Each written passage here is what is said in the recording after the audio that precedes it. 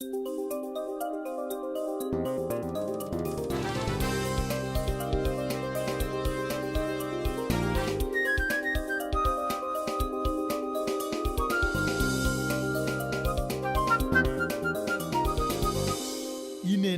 Kala TV. Kala TV machiegni pacho. Ma e odwa. Dako sekal kanya par kod ang'wen bang' sa ariyo okinyi rima kawuono nyakod moga jwang'i ne mondo mi arwa ketelo ni rimba adek kendo mogik kanyo bende wabedo kod twagwe koma nimba twagwe koma miyo gendo golo doke iti e weche geko ma opogore opogore ma bende dhi nyime pacho ka indi kanja kala koda gwengo eko ma oko mana kana se gelo nukino na yangu mbele kanyo dhi bedo kod jakeno Ratiro Oganda e pacho ka indi anyata kaunti ni rima Kisumu mano migosi Audi Oganda machiegni in ng'at ma Oganda jokanya na mung'eyo kinalo duto inonge nonro mitimo mathoth mose Oganda jokanya nam tikoni gini Kisumu ochiew nade okinyi maket kod ma amoso jowinjo wa kamoro amora ma untie ageno ni uchiew maber kendo ageno ni kodhni watiyogo mondo mi mbele kik wabedie kech bende wachako wakwayo jopiny ni kama ng'eny ahinya ire ma koth ng'enye bende watem rito ngimawa kik pidhi kodwa gi gik mamoko but maduong' moloyo aduoko erokamano kuom luonga studio ka to mokwongo da aduok ne jonyatike mos ahinya kuom gigo mosebedo katimre kuom ndalo 4 mokadho jonyatike osebedo gi shida kabisa ma mine ywak nyithindo ywak skul ok yaw jotend kopet gi jotend mego ma skul ywak ni gigolo jopuonj waduoko mos ahinya nyowa wuoye wachno nyowa ndike barua moro kanyo I believe ni piny ochiew kopogore matin ageno ni sirikal oduoko ngufu gi matin ahinya mondo nyithindo dhi skul mondo mine odhi wuoth mondo jopiny oti ageno mano mar ariyo dakwa jowa duto and my very important dakwa jowa duto manoseyudo hinyruok e lwet obila chakre 2017 nyaka kawuono mowene ni Kenya National Commission of Human Rights man Insurance Plaza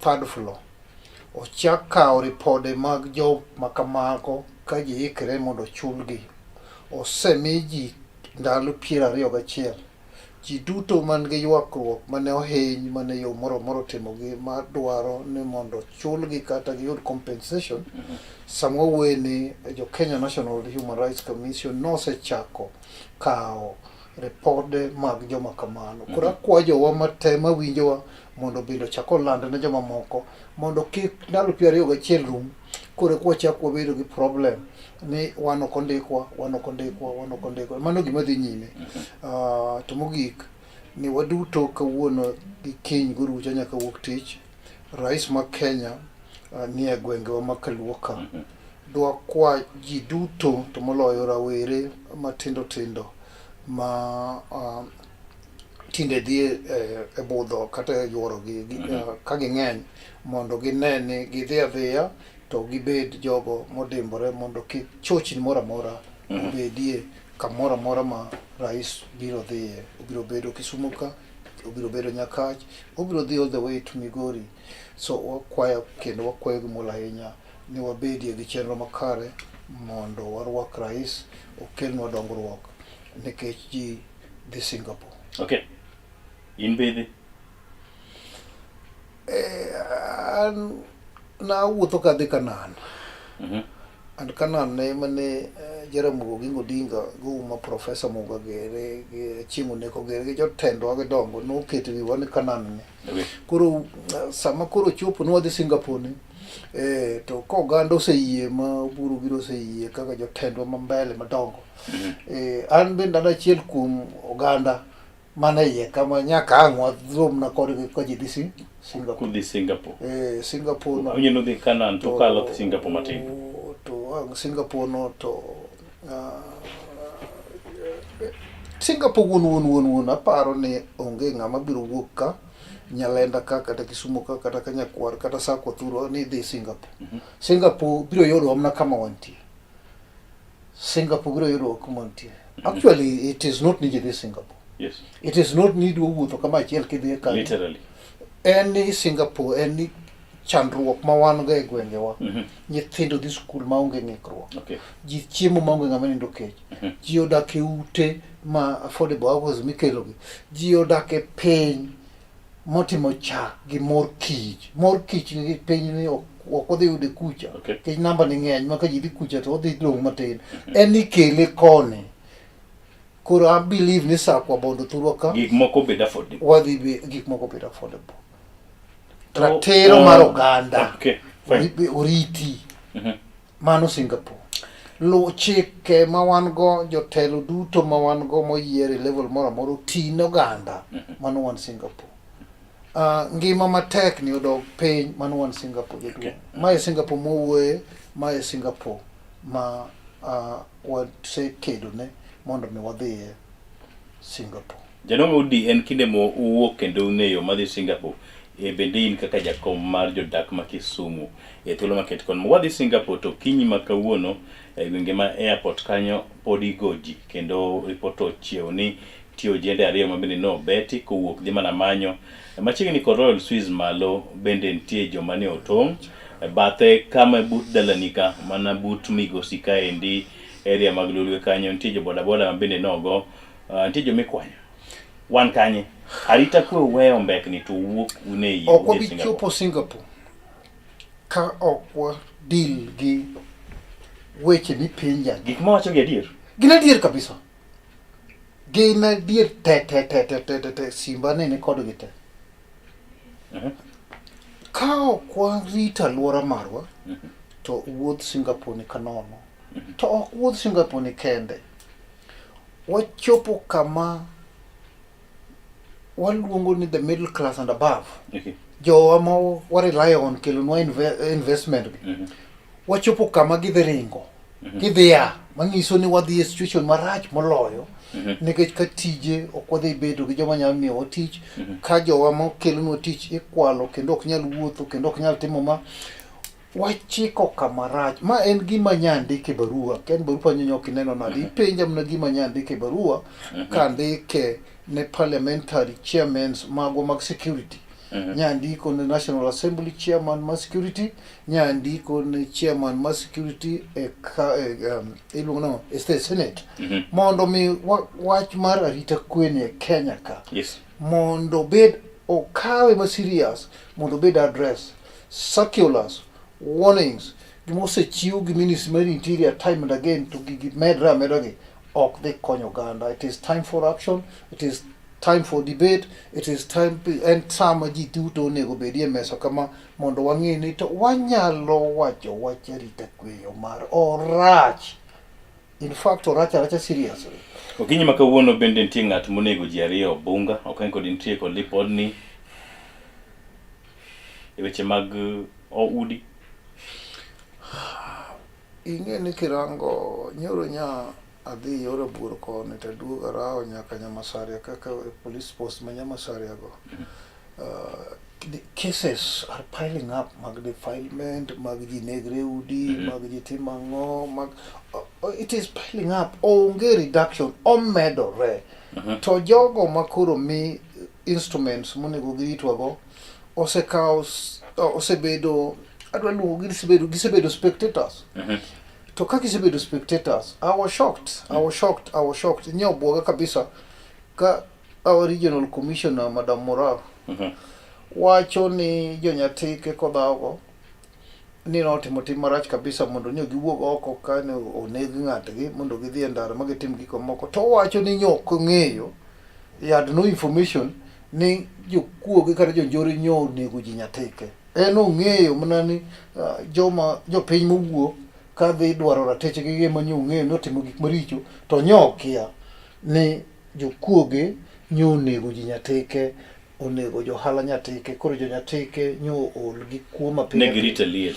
koro girita liet wawuondo ni Mikae Mora ne kia adier ng'amo ninde tich mano jo structure mar Morara nikech in fact osipna one gi DCI Director of Intelligence one gi NIS National Intelligence one gi General Police kore ka wan gi administration from Assistant Chief to Regional Commissioner jogi duto nigi structures from the ground manyo negi ji manyo timre. Jogo duto nigi structure ma gik mipenja motimre obunga go. Yes. Jogi duto nigi structure mipenja utonglo. Jogo duto nigi structure ma onego bed ni at level mibetie ma regional commissioner betie. Yes. Onego bed no yudo brief every day, every hour. As time tickles. Timed commission nikech en chairman security. Yes. A region. Then county commissioner chairman of security. Okay. A county. Then DC chairman mag communities, mag some counties. So level That's go. the Ngao thing. So mano structures koreka one gi OCS, one gi OCPD, one gi county commander, one gi regional commander. Structures gite surely kama dhano thoe. Ka oginyal yudo report gi. Of late kata kiwe mi wacho nagi.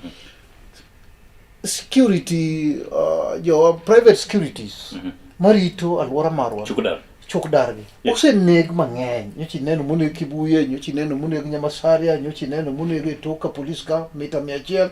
Yes. I'm telling you in the morning 6 sapagariyo magi 10-year record and investigation go onge result mosechi. All of them you thought onge investigation tuna launch investigation tuna mami ang no wangi jo piny nonro police ochwere jaduong' ochwere ni record and ing'eyo ana jachir marach so long as na wacho gima kata tira mna kanya I will still repeat it. One, Jonyatike no monjo police station, was it the worth doing? Is they touched it. The law does not provide for that. Mondo me watigi richo correcting getting justice. Yes. But the sovereign power ma miwa katiba wan jogo maria kahinya ma wigi otimo jere mi wacho wan yugo timo jere mi wacho ka kane loso katiba to sovereign power no negi we ni japiny nyalo tiyo kode directly. Okay. But ogiketo directly lo bang directly ogiketo mise how to handle that directly. Ogiketo mise ni ero unya tiyo kod teko no kin gi power tudhi nyaka kanye uchake kanye to ugi kanye Article 37 of the Constitution is subordinate to sovereign. Article 1 mother paying sovereign power. And powers mag president power mag all elected leaders, be it PSS, ministers, MPs and everyone. Power mag jo Kenya te individually are subordinate. Power mag leaders te are subordinate to civilian authority. The government had to make Jonyatike feel that we are not in a banana republic. But Jonyatike go have a right to make the government they are a right mondo government or me make gine or gine banana republic by being ni kwalogia quality ne ugene ga pele ire mundu ge pele tete mango pele. So today let me ask you Audi. Yes. Nege wango police station. Sanika gimoro timre gi dhi kany. Police station en maranga. I'm asking you. Don't give me penjo. Yes.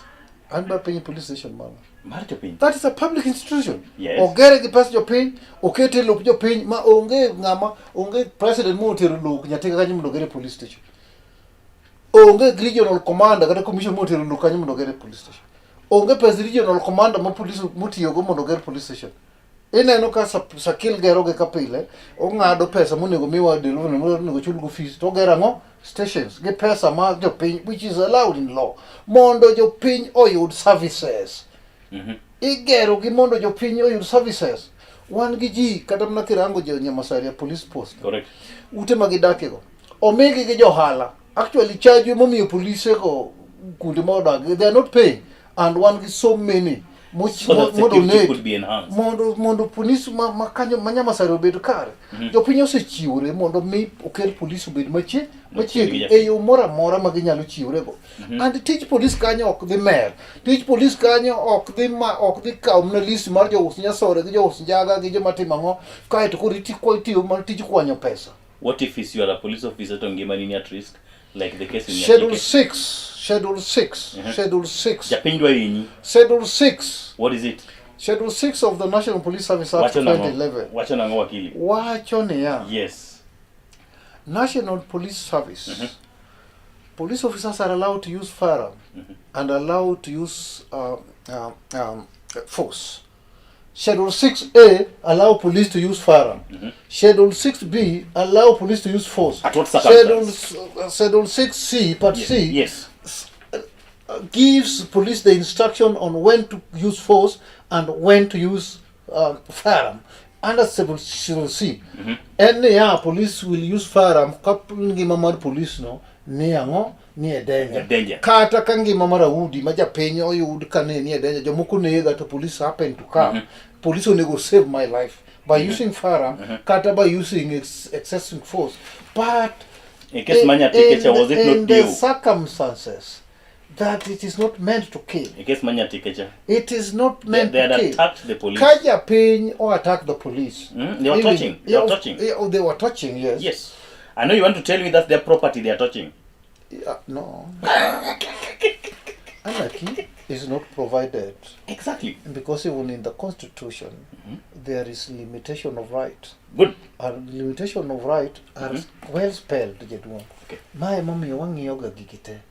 Is limitation my right in yatekeka. Police no gikanye to nego gikai. O nego gichaka. Mesele negitio giteko motu. What you go excess. Or watch in excess. King king iduogaka akel ni bu police iso mukindi. Akel ni bu iso mukindi ne japen mondi watch ni gik ma wacho gi oka udi go gi ondege pe. Ni police kede kanya tekeka cha. Ibiro yudo ka police yudo ka ngo panga. Onego beni police tiyo gi bunda mondo disama. Tiende ni lweta mutingo panga no, onego beni police goyo. Mondo kata tienda madwari ngogo cha onego beni police timona. Mondo mi abeda ngo to immobilize you. Immobilized. Yes. And actually the word to mobilize. And you are using the word himbe chigo chopo ibiro sina council. So that is what the law allows the police to disarm. Yes. To kidi yudo ka police go forward mar ngato in kata sama keep riot mora or forward that was with the intention to kill. Or goe kata lisasi angwen or do chunye ka. Yes. It is not provided ngato nyalo somo the law. Okay. That one is not provided. Emomiyo ko ter some cases go.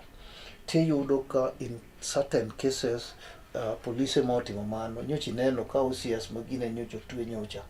Nyoche panisome OCS makia nyocha in Mombasa. Is in custody in a jail. Yes. Even they do get nune and circumstances manune go are just similar to gik mo wachogi. So how police are trained to manage those kind of situation professionally. Okay, fine. Audio gada unti office kendo bet kendo ugo korunion je Kedo Ratiro Oganda. Ekindigi kima igni to jothurwa ywak ni nego gi igo wigi matiyo matek madhi manyo. Ang'o musetimo minyalo tebo ni useketo ne police ma Kisumo kamotel na gi Flora Moroa kanyakla koda Nyabohanza jatend police manyien mondo mi weche magarita gi ojiw Kisumo. Kosun kod gi otanda. Ngama honest. Ngama winjo ma honest kata in ja media ni ka in honest to yourself. Ibiro wa imea a plane. E watch Kedo ne Ratiro Oganda e alwora marwa. Ibiro miya a plane. Where are we? For the last 2 months alone, for the last 2 months, ase kedo gi police ma ok tich monego gi ti ma majo piny kendo go jo piny ma serious ahinya. For the last 2 months, nyocha golo police auchiel Kasagam modhi dala ok na golo gi ni ana udi ni anyalo bedo gi teko mar golo. To na kao victims ma police go mayo gi mohinyo ma halis chuore ogo mo barwiye di police odhi cheko liquor license ma police ok onego dhi cheki liquor license icheko gi multi agency. Okay. Iwinja. To gidhi magi go mama cha selling 10,000 kana di security committee muluonga ma go tenitie. I had proven my case. Machiengo no. Ema security meeting or the salt ni joko bidu transfer kapucho posapaga chiel de adkon mokute nyamira nyakokulu Mambuleo police aboro the entire Mambuleo ni record akani Mambuleo station. Mambuleo police station. Police aboro te chakre in charge nyaka gine. Okay. Iwija odidala ugolte aboro magi gik mane record akiana no you will tell them later. Simu gi ka miyo gi. Yes. Mago odidala te. And market situation mane. I'm also risking. But an gi teko, kendo an gi chir, kendo okabi leng. e yo moro amora. Iwinjo jidu. Correct. Kao kachung.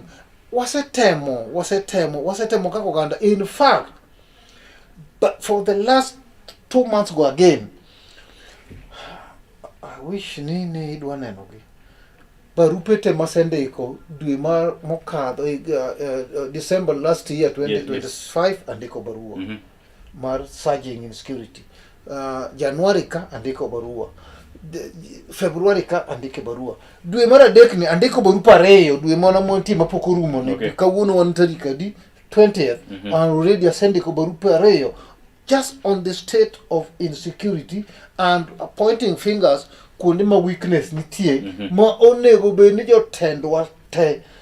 Surely winjo adumo wuor kaka chakom kaka member mar parliamentary select committee security committee I'd agreed with him in a number of cases mar reporting Professor Tomo Jenda oset kao barupa mo table nyaka senate parliament ku senate parliament barupa oset table ko penjo go the state of insecurity and you see these are the powers ma ango kendo moyie na temo and atemo with a lot of passion and atemo with a lot of risk to okabilur okabilen kanyande murkomer giru biro ka gipieso molo jo kwalo usalama yes mano aikara malera hinya gi jowa matimo weche mag kedo no tero Oganda mondo wadhi wawuogi kina bon fasgeri mo wadhi kaje mondo wawuo no ngadwa motamwa ok no miwa thuolo mar wuoyo no kel jo psychophant jo madwa pako sirikal jo madwa pako kaka polisi tiyo jo madwa pako kaka discipline tiyo ema no wuoyo.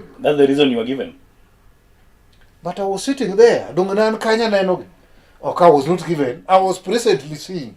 Okay. I was there. Kendo nadhi kendo kasiram nagalutho kendo yudo katienda late. Nadhi mnakatika wuotho ke chuma. Because I knew it was an opportunity makata na tuma romnari. So I was going to tell you my issues. Okay.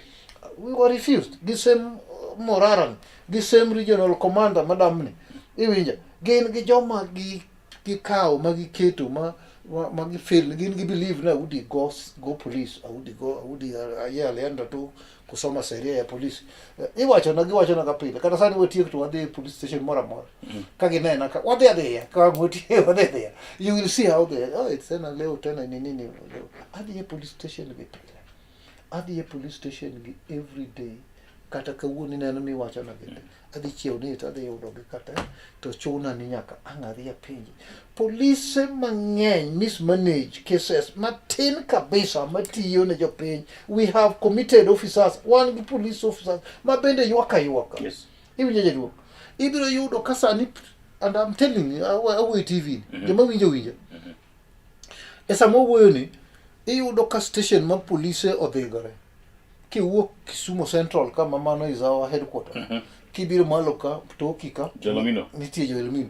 kidhi bus park nitie station there kidhi stadium kidhi Kasagam kidhi railway seka kidhi Uhuru Business Park kidhi gore koro tich magitiyo to magidhigre no gin polise ne gi ok gidhigre ni polise onge tiyudo ka koro gilaro na jochanga list mar jochanga police ka police post ka police keto joma uso changa te koro kiginene jo bungo donjo kai kiyo mathin jo central odonjo kiyo mathin jo Kasagam odonjo kiyo mai kama makondo giwegi gigore gigore jaduong gigore gilaro ringo gigore gikoro tin ge jochanga gi koro angi timrango and manage the situation ma wantie jaduong kariambe okahangi but again kata kiduogo back tirango kata sector wa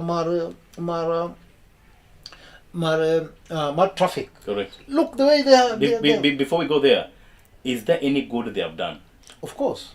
Tell me. Of course. Are they rotten to ko?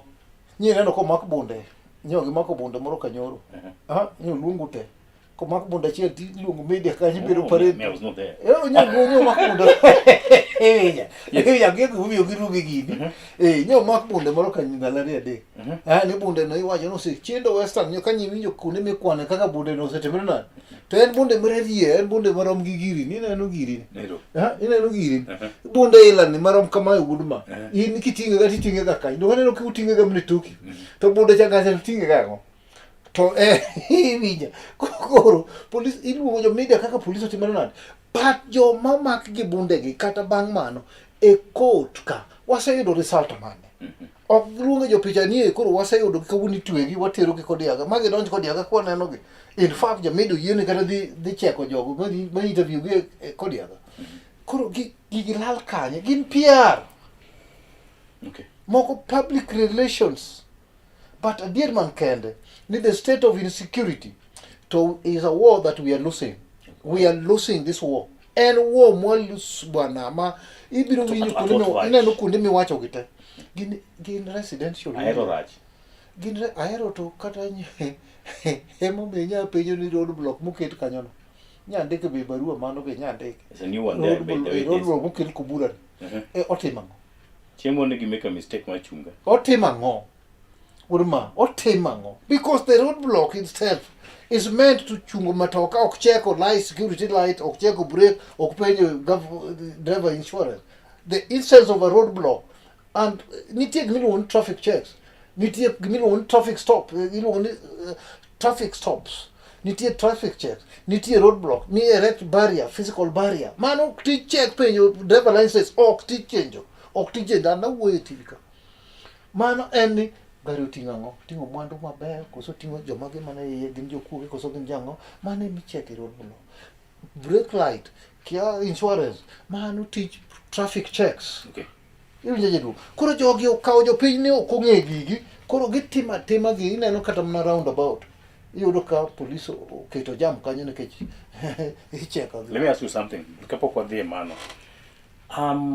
Worried gi number of roadblocks ma wantiere go. Just from let me start with the Aero kwa biro kon. Aero kanyo nitie ang'wen. Aero kanyo nitie ang'wen. 4. Gitimam. I'm asking you. And then from airport kidhi Bondo. Bwana pa abiriyo. From airport kidhi Bondo abiriyo. Mane ndara madhi go da. You've literally counted them. I have counted them. I've made complaint. I've written letters. I send a blotted roadblock. The subheading Mabaru sending the blotted roadblock in Luo Nyanza. In fact, Nadi a Kate a narrow to Luo Nyanza. Nikaki woke the area Machaluna Kuru. I say walk Nakuru Kadi Oserian. A distance of 40 kilometers. You know one roadblock? One roadblock. Turuaka distance of 7 kilometers. You roadblock it. So many. Get him, Mama. Inspection and mayor to Kuri Gachi is comply kabisa and mayor. When you just have ina no matatu tingo jia dek do metoka ka gina do metoka to macha road block to police cho tingo lwete te sianda gi ka sianda jogi man gine ka e malwedo miska o mayor e ma police ngiyo mo ngiyo to ka e toki kanyo to ko jogi to kanyo e ka pele no but that is the truth it's a toki oh it toki o correct e toki jogi ya gwen mo muketo gine gi kabangi oko gara woti the right to kadoki kata kabangi ka iyudo kaka ni mitimerana an mano timre bende wo kata sani iwinja so these are things ma akiani institutions ma are supposed to deal with this or they on bed but me watching what they on bed with the government. Actually the institution ma charged with this responsibility the ODPP getting the right to someone policeman do gipenyi ni gik mona no eri the EACC ni right mar gi wendi mar tema Kenya National Commission of Human Rights nigo ombudsman of Administrative Justice nigo you know how institution collapse institution mago collapse ko sogi bedo rendered hotel okay okwan kama bedo lenyo moch moroni audi jilarango mano bisewinjo nyande kenya mago te nyande kenya ndala ngwen mokadho 2 days ago mago nyandike barua te I've written asendike barua modhi lweny mar Daudi ni asking manyo koro manyi wang nyaka matok nyaka ni tok niang manyi wacho ni niang president yes, ni factory president hivi nyeje du go alungo nyaka penyo nyaka Billy Adero giri former MCA makanyo nya penyo Madam Olga former MCA makanyo I have talked to leaders hivi na ngoma timore au se weyo korgi kata up to yesterday nyoru mugiolka jo muroni koka because I'm digging deep to understand the root cause nito one broad based to jomon ge brune moko go bawre to kende makendo kor wagore go ma jowa samo wuoy ne is a very serious thing ne ke wuoy lweny ma sasa mowuoga to jowa nyaka chuoga serenity Exactly. sama mowuoga to jowa nyaka chuoga sa wan wuoyoga ka wanunde wawuoyoga ka wanunde onge chieng' ma wawacho ni wawuoyoga ka jo Masai moko kata jo lang'o go moko adek ne wanego be nie mucha jowa gi mabedo ga mochari to joma wawe ge bundni komuko asere komuko ko ni hospital so every time en war mayudo wakanye but because jowa be ok di hero tho I don't think ni jowa nyalo hero tho ni sasa gi dhi lweny ma gidhi negegi I believe ni jowa gi mimayoga koro giringo gi yie ni kata ka githo to githo te gi ratich gi kata mwandu gi to sirikal ne kanye same regional commissioner, same regional commander, same leaders mawango. Why are they silent? Kada manya take any leaders know the silent. They went moved. Omolo talked about it and he said we should not have the law in our hands. I agree, we should not have the they are also supposed not to allow the criminal to have the law into their hand. The public will rise. The public will rise. But what to watch molon? Ka jokuogo donje gweng'u nego ji gweng'u to jogweng'u uwite na winjo ka jomoko wacho ni wawuoguru kwa duto. That is what it is. Gibro nego wato jomoko ne dong. That is what it is. Because number mar joma undu medre. Number mar undu medre. The criminal gangs gi medre and they are being added up. So jopiny ng'iyo to neno. Jopiny will do exactly gima ginyalo timo mondo gigengre. So issue mar Omolo Giri should ensure the placement or the deployment mark security agencies, including the Ngafe Nyanza region, yes, or the face of Kenya. Kirango Sanini, regional commanders, DCI, OCPDs, Mogeri police madongo kote, Nyanza ka bid Migori CI, Mogeri go check on it. Kawani checklist this year masiaenga CCI masiaenga makaengo mamiguri enga chagiti get table kama ichege ni gen but one delivery not tribal in a situation where they are not delivering to nitie gimiluongo ni ethnicity. You can't ethnicize public institutions. You can't. Kirango kata yesisika. Ngamo jomage mohede. Kirango ipoa ngagiri mohede. Kiranga. So onge balancing as much as get deliver. Other areas may deliver. So but work at the balancing phase. Mar Kenya obey the institution. Makawa there why you don't kajo Kenya ni theater. But onge delivering. Are you saying nigi deliver to why you are go insecurity? To ikwano na kuonde manyoji waenda laria mokadha dek. In fact gik mipenja gete gen gik for 3 days up to today. In fact iwacho nyaka motim renyo up to this morning. Imiya podo kowe motim redwe mokadho kowe gimoro ma wan gi report gete. Mano podo wawacho ni jogi are delivering. Police officers are making money in Nyanza ka. Thurwa ka police loso pesa. Manyo biro ka onge mitoke dweche adek ringo mitoknika. But they're getting paid. Konde magintie ka ni jogi yud pay. Police osetiyo dongi no I'm asking. No. I'm asking yes. Is gitiyo. Iwiye do. To kanyo pod en kamoro manyoko biro manyoko ti odongi igni adek to retire. Igni go te osetiyo 30-40 years. Kai makoro nyori koro gine nyo osachule pension wakayo ko biro ka gibiro kati miyo gi pension ngiyo. So mago penje manyako penji mago gik matimore giko. Mago gik matimore. So anda kwa ni okakwa tawacho ne sirikal ni we are losing war against crime. And issue mar policing is a shared responsibility. Correct. The media need a role to play. One more play. In fact, gola kata title. Gola kwa title kia udi. Besani an title makata kia jokiro kado kata utiyo. 1 week ago, ncho yera kaka jakom second liberation veterans makisumo chapter. Jomanu Kedo ne Uhuru mara reye Kenya ka. kendo noyiero mana ka bishop ogonyo ngede kobet piny ka wan kacha chande jowa tema nokelo mapod ngima ng'eny gi to tho jowa mono participate e second liberation 1990s all the way to nyaka kama nyochopen be a chairman nyo yiera nyoro mabende sani kore kwa plan chak take off ma in fact meeting mokwongo poka luongo mondo mi awani ni to wadwa dhi kanye tango ma wadwa tim ma nyiso ni gik mowuogi gin gik mane wakedo gi mondo losore to kapok gilosore ma kendo kata ne giselosore chien kacha ne giselore momiyo wabedo gi constitution wabedo gi county government gi wabedo gi ang'o giri ne gilosore but now we are going back one got very good one step in front one got very good institution jeturo obed EACC obed ODPP obed one good institution but NCIC for example inflammatory statement makuru nego wasane nani amekonda nani ameua nani amefanya nini mago inflammatory statements by key leaders NCIC poko winjo ko summon any of them. How do you summon your boss? The constitution is supreme. The law is supreme. The law is supreme. Onge boss. In fact, the constitution more way. In fact, article 19 all the way to article 59 they do.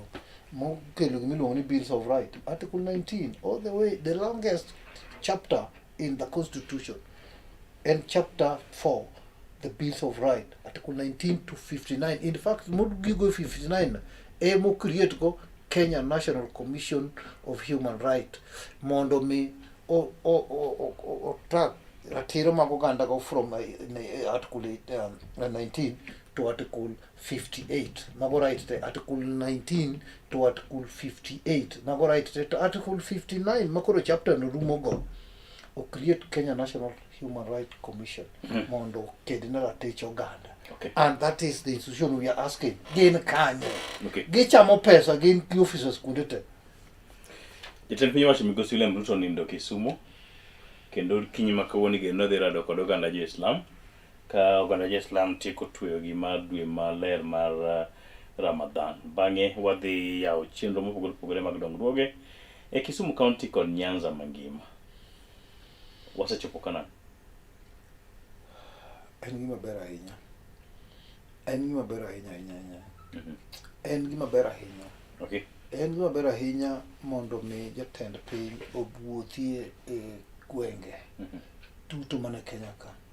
And karango chien 90 ma wecha. To State House wane. Igni abicha uchiel ne nyalo timo kapo Moi akeno ninde State House ni didi. Kenyatta keno ninde didi. Ne ogibi. Sani wan gi president mas pire State House ka pile. Mano gima ber. And nindo ne ka giwuoyo ne gi jopiny kata dhi twoyo project mano gima ber. To gik ma wakelo gi wan prepared mar wadwa tiyo kodgi nang'o. Are they public relations? Koso japiny leaders prepare jopiny mondo take advantage mondo empowerment mwaywago ni joma tindo makoro namba gi miyo koro jok nindgi otimore is a good thing to mana kwa convert gigo ma president kelonwa gi mondo wa empower go jopiny iwinja airport gi neno ka wan go ka kirango kidhi airport no idhi ng'iye ni lead joma tiye jotelo matiye go gin kia kon mane ohala mane malokre iye kache aya kori kelonwa SGR a very good thing wabiro ringo wabiro neno joma ng'eny makadho kadhi pinje mamoko kaluoka to ji as time mabende wadwa ringo go from Nairobi kwa biro ka bende so it's a good thing mane development and development oknya rumo Ruto oknya tieko development even America put the campaign on the platform of change. Yes. So we will keep on building platform of change, building on where other leaders. So I'm saying the president, in terms of even though jomoko nene jomoko bende wache ni en gi weaknesses ne mago nitie and weaknesses Ruto nitie, he has weakness, a lot of it. Sometime odhi mang'eny ahinya omadho nyaka ministers ge. Yes, some of these things ministers kirango sirkand uso ni inyalo kwano ministers, gin ministers in total, do you know how many are they? No, I know Gamba. How many in total are they? But how many do you know?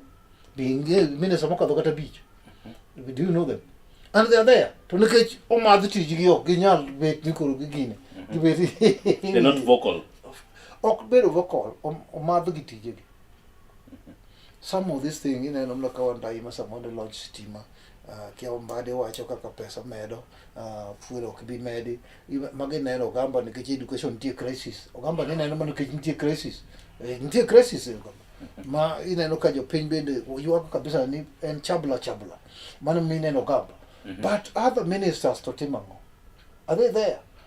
Each and every minister should be able, jo Kenya onego ni minister margi matimo environment en nga, ministers margi matimo ango en nga, minister matimo ango en ma, minister matimo ango en ma. But Kenya don't know even their ministers. Ruto ema ging'eyo. Yakono mogik mago kweche ka gin mago maga weche. Jo Kenya onge ministers adi. Ging'e ministers adi. And you're right. Mago weche na. You're right. Jo Kenya onge ministers adi. To sama wa appoint magi chamo musara. Benjigane. Wa appoint gani dhi tiyo tije magi. Surely. Kenya Power and Lighting mano minister man. Mano pia ondai. Yes, nikech sima thopile. Koso kopoka. Kata nyoro koso jangwen kumada. Koro miyo piny ondai ji penjo en nyaka ji ng'e nikech ji siko penjo no pia stimbini tinde tho mang'eny manade. But adi ma ji ok ong'eyo. Allow ministers to do their role. What ket jopiny otim tije monego gitim. So I feel ni Singapore wadhiye, ideals matero wa Singapore, objective matero wa Singapore, gik ma omiyo wabede ndara madhi Singapore ge, they are good things. But affordable houses, nyo otieko moro manyo otieko about stadium kacha machamane. But stadium no, that is Kamano ole makasimbo. Manumar County. Nanuma County. Affordable and what the next? Affordable. But Lumumba. Mano Conan. Yes. Anderson and man. Exactly. Mane affordable. Mane Anderson. And Ruto di Makanya Kwar. Ene mane affordable. Yes. So, and affordable. Koro kirango gi. To se pogi ko yudi jo tuk to wamiu ko yudi jo puonj wamiu ko yodunga wamiu to enough obeda affordable nade. Joma piny manodar kuonde go to bro yudo. Kech mo se land jo mimi ote. Ka jo rengo jo Kenya at least orengo mo kaw medila beach ka gibiro so gina affordable hapo so wamiu. Gionge gaudi. That is the question we are asking. Gik ma wacho gi lekni koso gi nega sedi misomo gi. Awinji. Kata sani kata kawuono ni kata wuodho modhi wuotho. Inyalo wacho kata wan kaka jo veteran wadhi nene wadhi wacho no miwa ute. Ita chiwe ot. So bende japiny the feel the taste mag gigi. Okay. The long term impact mag gik mwatimo bende gidhi reduce ngima japiny mondo bed makare nikech Singapore en loko ngima japiny mondo bed makare. Are jopiny satisfied ni wa ngima gi improve and improve yo mane? Waneno ndechini masama koth mindo chwe kaka koro koth no chwe to yelo dugwa oko. What do you mean? Ndechini miwacho motero pesa mang'eny ka koth ochwe Kenya kama ber. Okay. Bende gi be neno gi ka jopiny go gi pichni kaka gichal. Pesni to gitimo na onge pesa onge kama pesa dhiye mang'eny ahinya malo the transport sector gi utegi contractors gin ng'agini jo suppliers gin magi kata mna affordable ijo ngisa ni gik ma bitiyo kanyo bedo supplied gin kuonde milose pesa ka project en ma 20 billion at least million moko madhi mana uchiel gin to gidhi adhiya kamoro gin to gidhi adhiya kamoro Mabalang. gidhi so gin project ma pesa iloso go e yo makare but we are saying and it is a good gesture en gima ber mondo wa develop our country en gima ber mondo walos pinywa en gima ber mondo walos skundewa en gima ber mondo watim but en gima ber moloyo ka wanyalo reduce pek mangima japiny ng'ama ngimane pek mare moneno kodhi e osiptal surely awinjo wach sanitie ka but again Okay. Ibiro yudo ka discrimination moro nitie isa kanyo. Okay.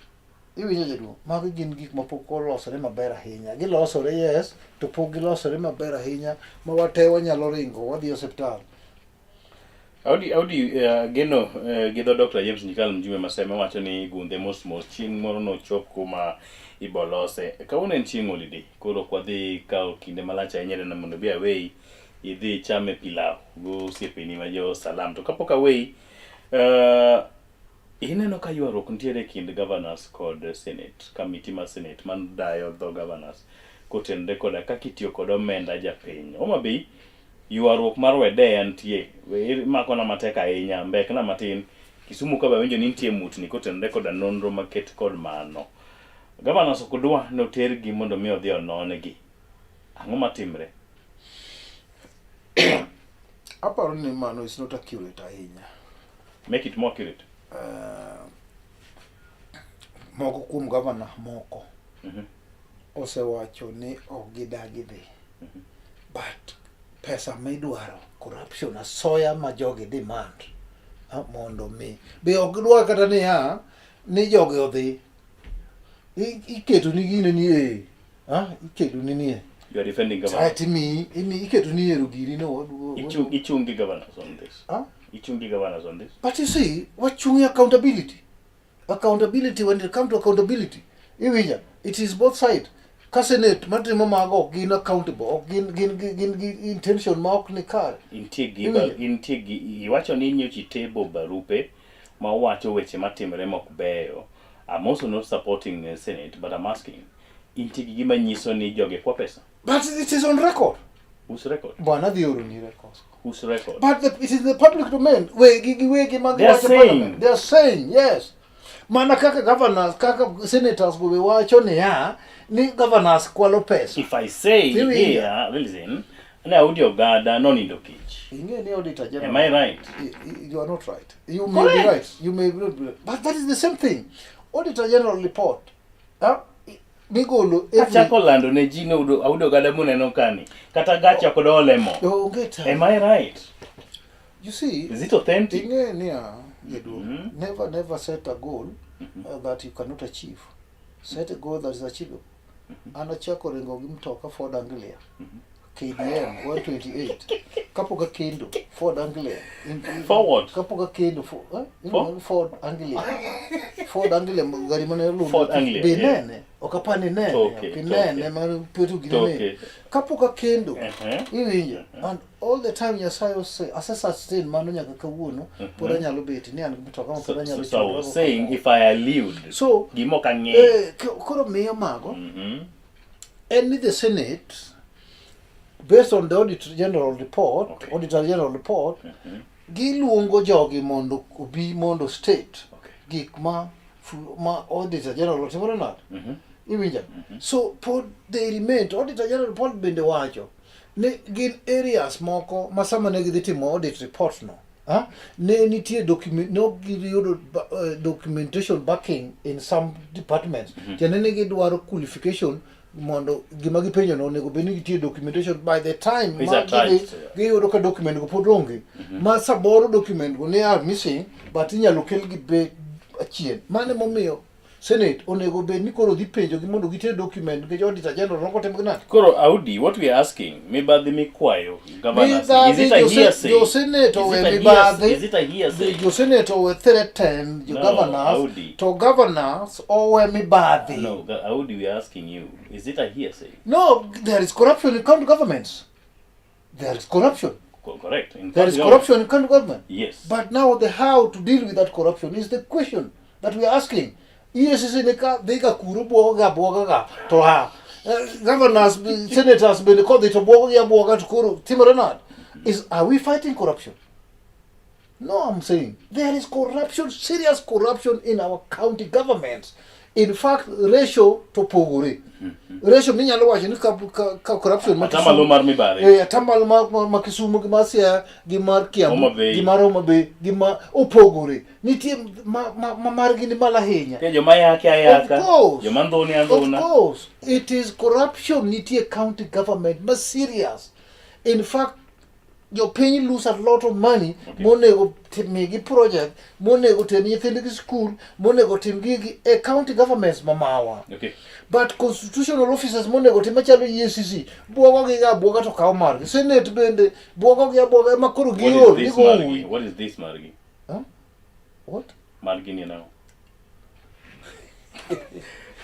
Audi, the other day, let's. I have to answer that. You have to bring it back, Audi.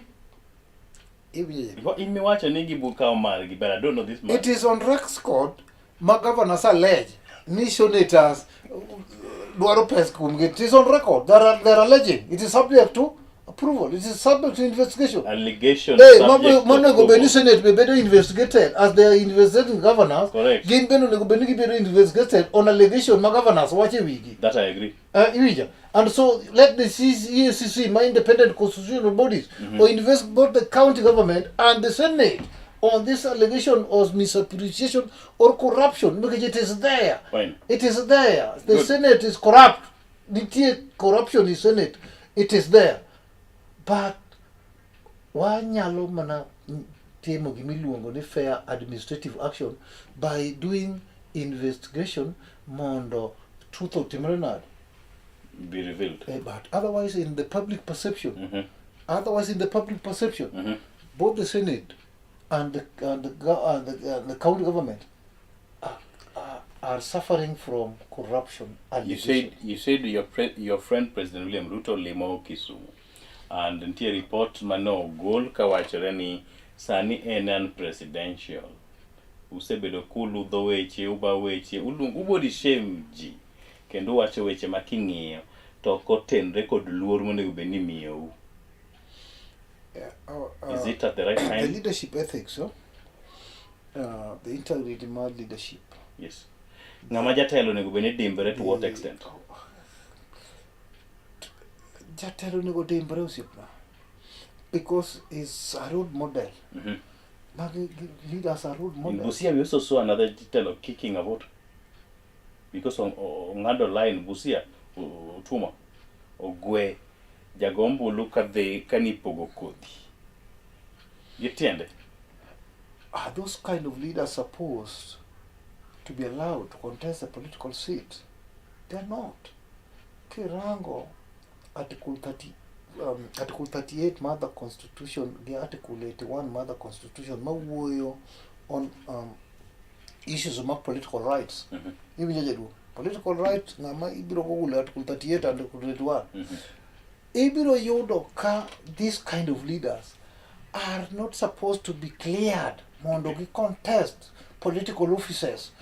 And mane momiyo wan gi ethics and corruption, mane momiyo wan gi IBC Act, mane momiyo wan gi up to and including these people who are reckless, because I'm looking at the bank question. NCIC is a constitutional office. There is a question Magi Wachoni Ngamano Jago. It doesn't matter who started the game.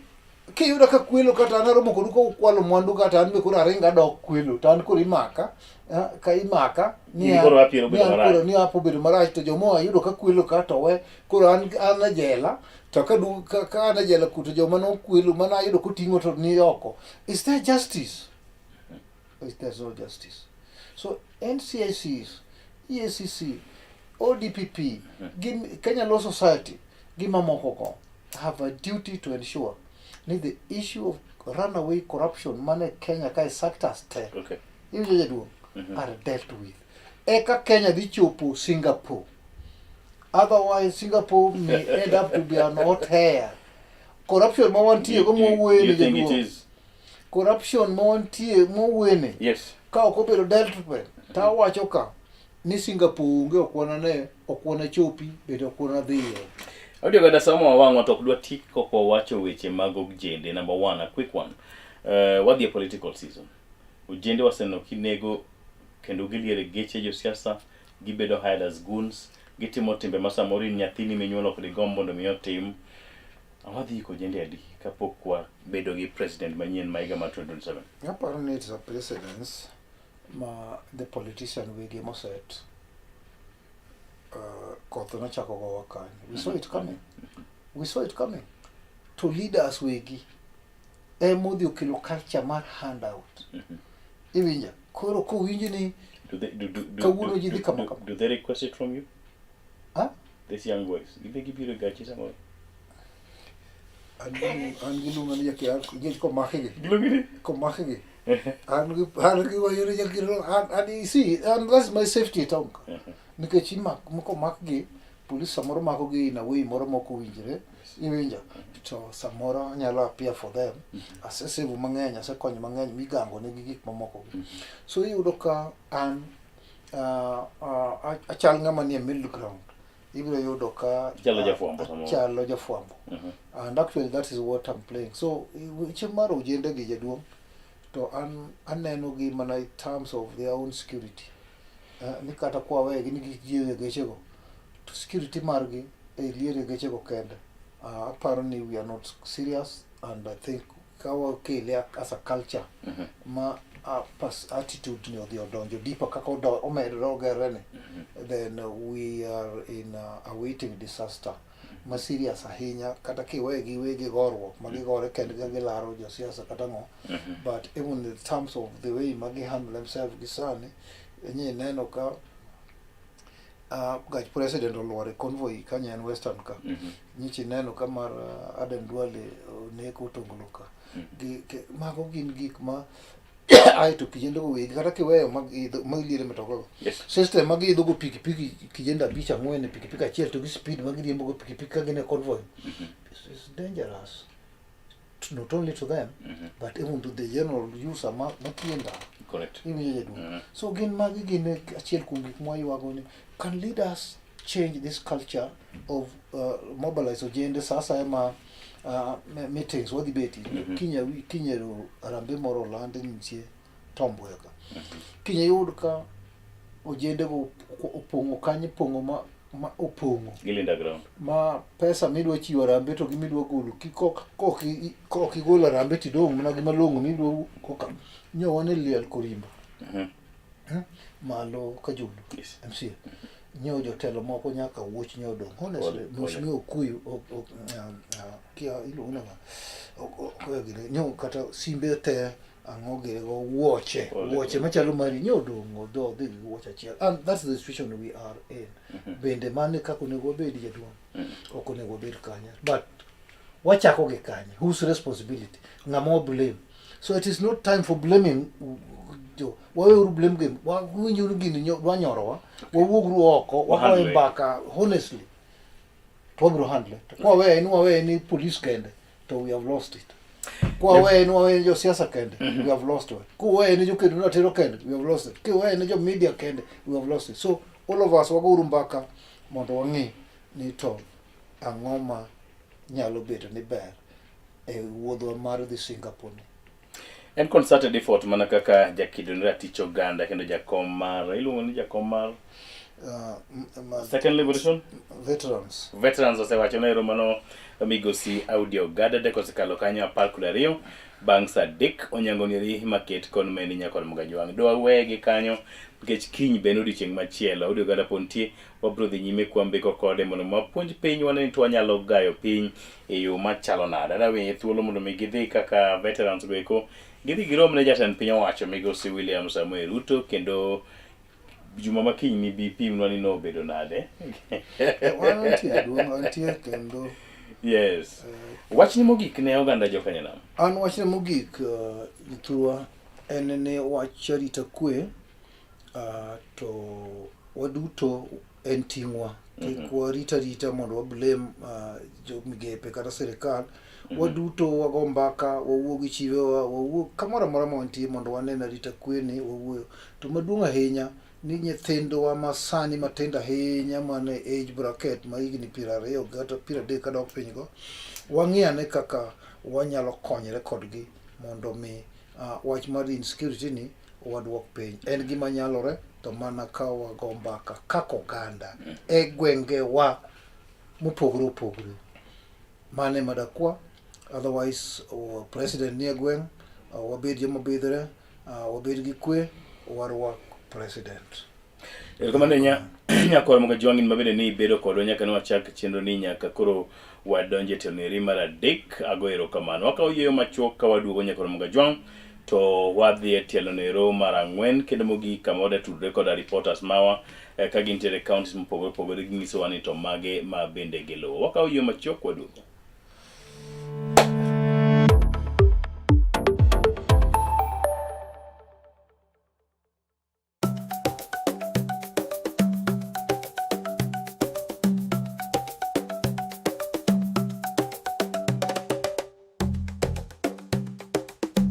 Be isegombo ng'eyo kit tedo chiemo ma opogore opogore, obed chiemo manyasani kata manyachon, machalo aliya, aluru, obambo, to kod mamoko mathoth? Machiegni tet manimba, chenro miyudo tiegruok mathoth e weche mag jikon. Waseso jikondi kod chiemo mamit mit mawuoyi kinang'o lith lweti. Kochakore crips, cookies, ring abula, samosa molos e rang'iny mamalo man kod ndhadhu mamit miwuoro e kind chiemo mamoko mathoth. Arni wapuonji loso nyaka kit math mamoko mayom kaka cocktail kod smoothies matieko riyo. Kik bayi, tudi koda juma ka juma mondo wated kanyakla. Chieng' tich ang'wen, chakre saa 5:30 nyaka saa 6 mar odiechieng'. Tet manimba, duoko duto ne penjo mag jikondi.